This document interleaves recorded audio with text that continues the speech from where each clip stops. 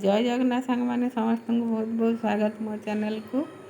गणेश पूजा special आज बनैबा राशि लड्डू आ राशि लड्डू तो समस्ते बनै था किंतु यही प्रोसेस रे बनातु लड्डू टाण हेनी कि झुरझुरा भी हेनी पूरा परफेक्ट लड्डू हम। चलतु बनैबा स्टार्ट करवा।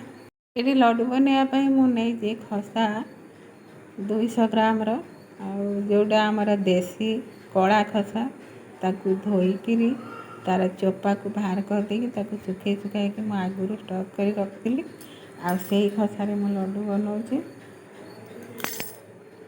प्रथम आम खसा को भल कि भाजी नवा पूरा लो फ्लेम रे भाजवा कारण हाई फ्लेम रे भाजिले पोड़ी भाजिकी गोटे प्लेट को उजाड़ देली।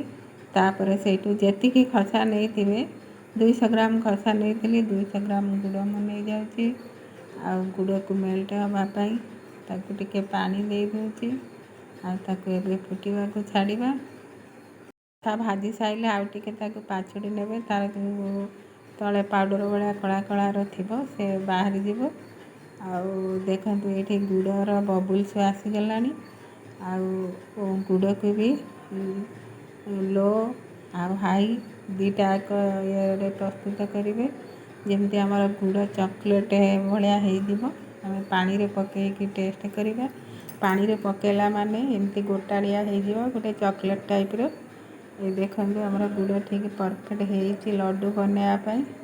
एबे मु जो खसा को भाजिक रखी से बादाम किसी दे दूँगी बादाम देले खाइते टिके बेसी लड्डूटा भल लगे आ बादामटा पूरा ऑप्शनल अच्छी आप चाहिए पकेबे न पकई पारे।